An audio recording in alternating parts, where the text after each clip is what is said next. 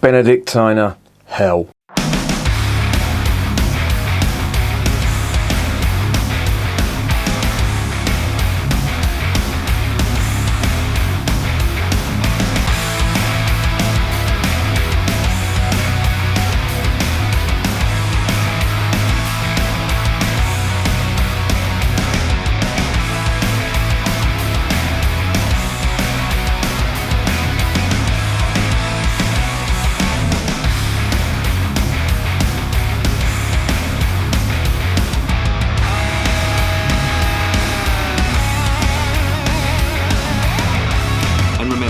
Life is too short to be drinking shitty beer. Evening all, how goes it? This is Benediktiner Hell, and this is a lager from Bavaria. What a shocker. Got this from Honest Brew. They're doing this one now, along with a load of Oktoberfest beers, which I'll be reviewing in October. If they last that long, you may see them earlier. But I got a few just to revisit. I like to revisit certain beers as my palate develops and I try different beers and different styles. I like to give an updated opinion. Sometimes my opinion changes, sometimes it's exactly the same. So there you go. But this one I don't think I've had before. Now, I've had Benediktiner beer before.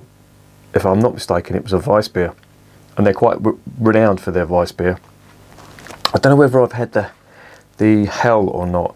I know I had a Benediktiner glass and it was a Weiss beer glass, so I'm assuming it was a Weiss beer that I tried. My mate from Germany, Norby, got it for me, and that was, blimey, 2016. I was talking to him last night actually. He was saying he sent me over 2 parcels of German beer and both of them got smashed by Hermes. Fucking bastards. And he hasn't sent any since, understandably so, but Hermes, you bastards. Anyway, enough about that. Spilt milk, or spilt beer, as they say. This stuff, Benediktiner. Now, it is connected to a monastery, and it is the monastery in a place called Ital. I think that's how it's pronounced, Ital. I've seen pictures of it. It looks absolutely amazing. It is set in an idyllic countryside setting. It is absolutely gorgeous. Typical of the Bavarian countryside. Lots of hills, lots of mountains. It's absolutely beautiful. However, this particular beer hasn't seen the inside of a monastery. Oh no. Even though they do brew beer inside the monastery, this stuff is brewed under license, and it's owned by Bitburger. Now, you've all heard of Bitburger. They're a massive group brewing group in Germany. A bit like Marston's. They buy up brands, or they brew stuff under license and they distribute it. I think this is brewed in a place called Hesse, or particularly in a place called Licher. I think L-I-C-H. I think that's how it's pronounced. But if you've ever seen the beer, I've actually reviewed it on the channel. Licher, I think it's pronounced L-I-C-H-E-R. I reviewed that recently. I think it's brewed in the same brewery that is brewed. And as I say, it's not seen the inside of a monastery. The only beer that does come from the monastery is the Italer, it's called, and that's brewed in the monastery. You can get that over here. It's quite expensive though. I was looking it up today, and it's $3.75 for a bottle of the Hell. Now, I'd love to do a comparison video. In fact, I may even do that. But I know it's going to be different, so, you know, is there much point? But I know you can buy this stuff from Adnams, and it's not too dear. So if this is a good one, if you go onto the Adnams website, you can buy this by the crate. I think it's 12 bottles for 22 quid, 22.90 or something like that, which ain't too bad. So there you go. I'm going to give you a little bit about the brewery if you're interested. Well, it's the Brewery stroke monastery, the Kloster Brewery. Now, even though I'm going to give you information about that, it's not really relevant to that because, as I just mentioned, this is brewed under license in Licher.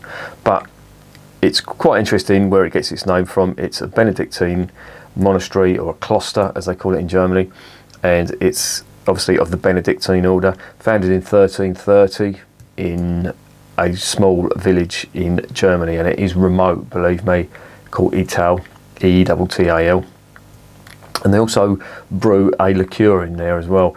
And that is, if you've ever heard of the liqueur Benediktine, obviously that is very similar to, I wouldn't say to the liqueur that they brew in this monastery, but it's upholding a tradition of brewing and fermenting spirits, and that's what's done there. I was looking up a little bit of the history of that. They were fucking naughty. In 2010, they were investigated for sexual abuse cases. Now, I don't want to cast aspersions on the Catholic Church, but for fuck's sake, keep it in your trousers if you're a priest, Catholic priest, for fuck's sake. I went to a Catholic school, and I was such an ugly bastard, none of them priests would go near me, so I was lucky. So sometimes being an ugly bastard with no hair, it does help. Anyway, enough on that. Let's get on to the beer.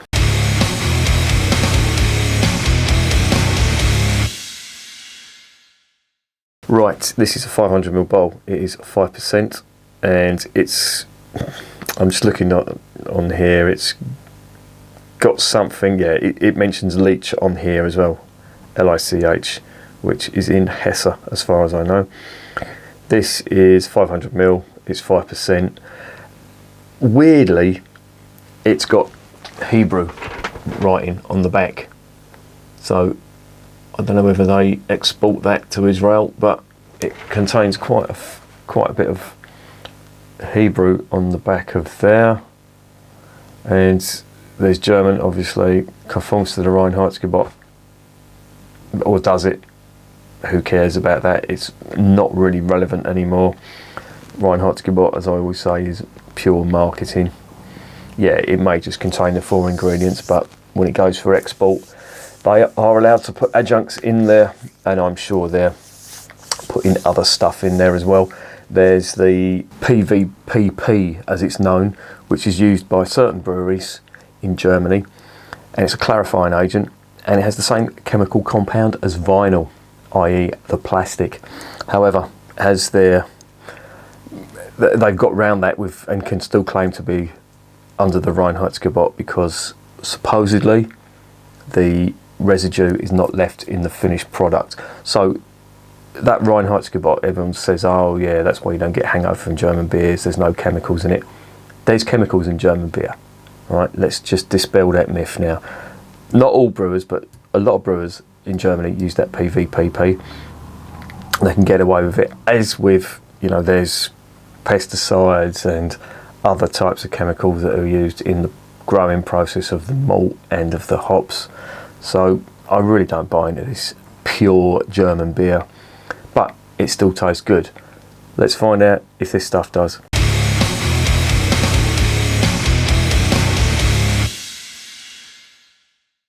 Right, got a new cap lifter from Honest Brew. It come with a glass and a thing. It was free because I'd accrued so many points or whatever. I qualified for that. I just had to pay for the postage, which was handy. So I got a new cap lifter and a new glass. Probably won't use it. It's all poncy. And it ruins the, as you can see, it ruins the caps as well. But there's the cap on that one. They do, as I say, they do other styles. They do Weiss beer, and they call it Weissbrau. That's how renowned they are for the Weiss beer. But the Ital Brewery do Bock beer and other German styles of beer. This is classed as a Voll beer. So the original wort must conform to a certain Plato measurement. There it is in the glass. It's very light. Now, size of that head. Jesus, what have you done to it? I recently reviewed Michelob, and that was very similar in colour, and I did mention that as I was reviewing it because it came out, and it was Michelob Ultra, which is a light beer, and I did mention that actually did look like certain German Helleses and Pilsners, and if you need proof, there it is. It's a very, very light golden straw colour on the nose.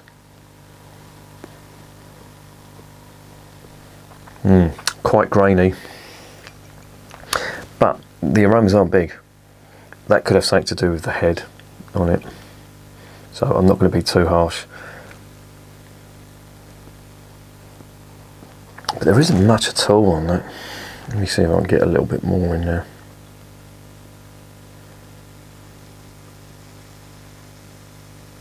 Now, a certain subscriber asked if I could do a video about the importance of a head on beer, and I thought that was an absolutely stonking idea. So watch this space. There is science behind that, and there is a method to the madness. There's a little bit more aroma coming through now. A nice noble hop aroma coming, very nice earthy noble hop aroma coming from that. But again, the aromas are not massive. Now it's been filtered, it's clear as a bell, but it doesn't look like a bad pint. Let's see if it is.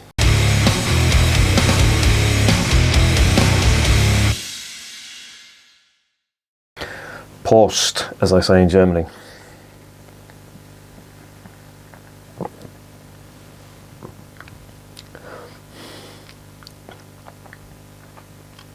First thing immediately apparent is very light body on it, and this is very easy drinking.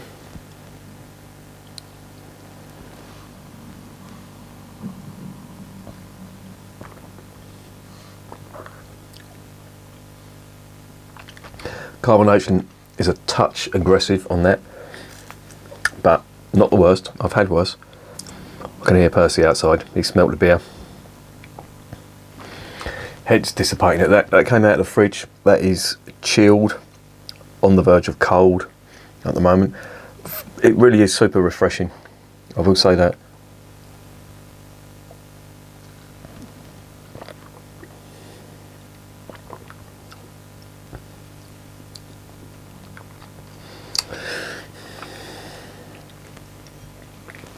There is what I perceive to be hop extract flavour to that.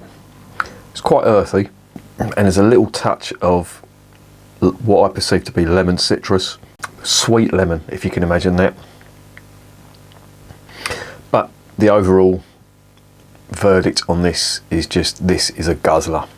This is one that you could polish off on a hot day in a matter of minutes.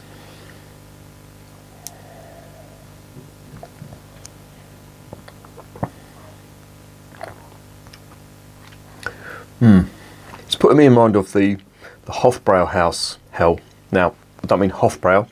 There's another brewery called Hofbrauhaus, and they do a range of beers which remind me of this. Not much character, not much flavour to write home about, but super drinkable, very light mouthfeel. Flavours are, as I say, subtle. They're not big, but cold you can just neck and neck these, and this is another one of them.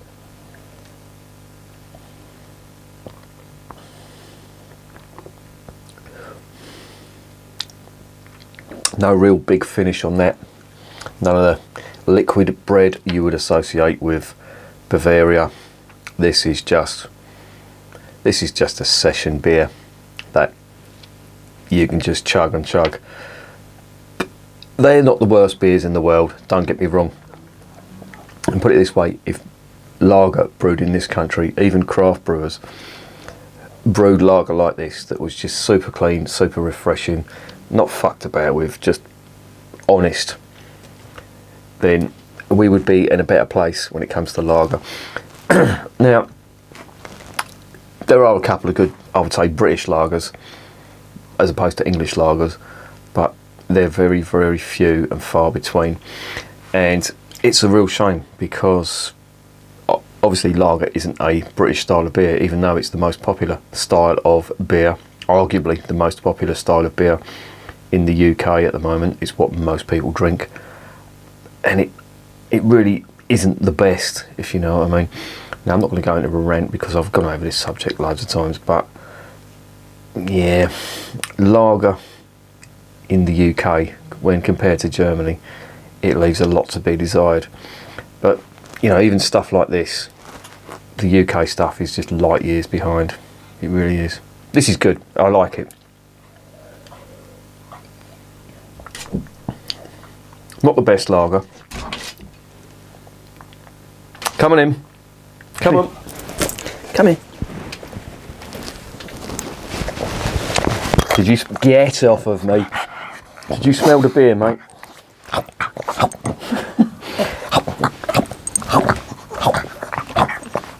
Did you smell the beer? Get off of me. He wants to go for a WALK. I can't say the word because as soon as I do, he goes into fits of madness. But I'm going to have to take him for a walk in a bit because he's just going to annoy the hell out of me. As for this beer, not outstanding. Not a lot of character in there, but super drinkable. Goes down very nicely indeed. And I think I could polish a lot of these off.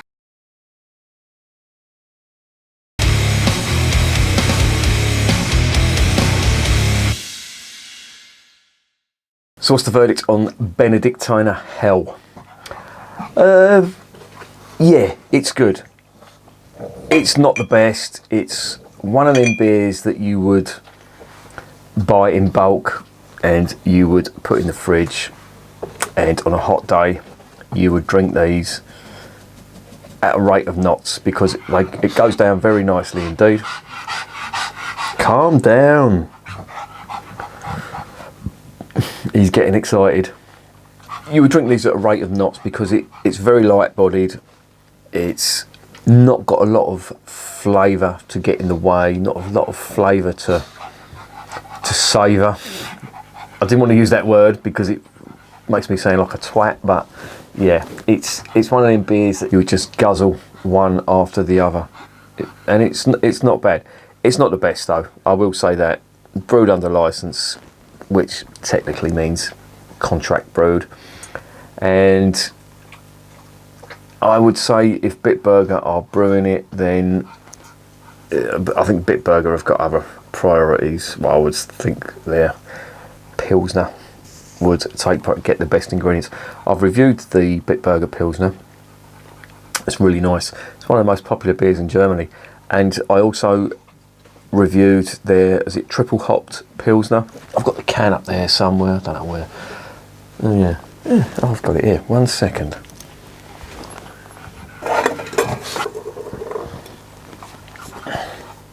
This is their collaboration with Sierra Nevada. It's their triple hopped lager. I don't know if you can still get that or not, but they used to do Bitburger on tap at Wetherspoons and it was really nice.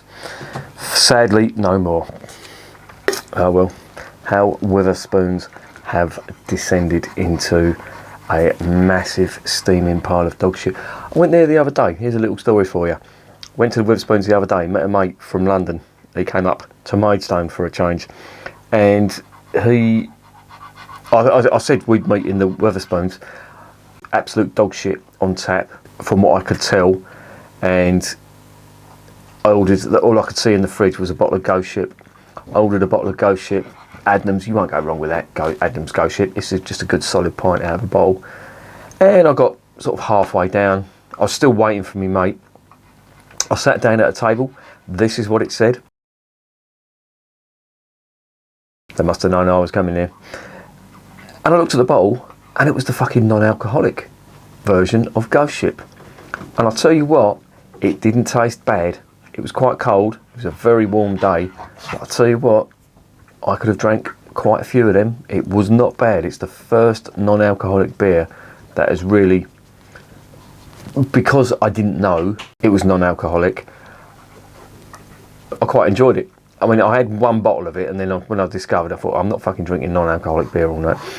But yeah, what an eye-opener. Very nice, very good Adnams. I'm not going to review it on the channel, but if you want a decent non-alcoholic beer, try the Adnams Ghost Ship. It's 0.5%. Very nice indeed. I was very surprised at that. So yeah, there you go. As for this stuff, yeah, it's just a good guzzler. That's all it is. And it's on a par with the Hofbrauhaus Hell, which I really enjoyed. for the same reasons. No real big flavours, just good, honest, clean drinking. And for that reason, I'm going to give it a 7.5 out of 10. Now that might sound a little bit harsh, but there is better beers out there if you want flavour. If you just want something to chug, then this is the one for you, or the Hofbrauhaus Hell. There's two that I'm going to remember now for just pure drinkability. So there you go. And remember, beer is working class champagne.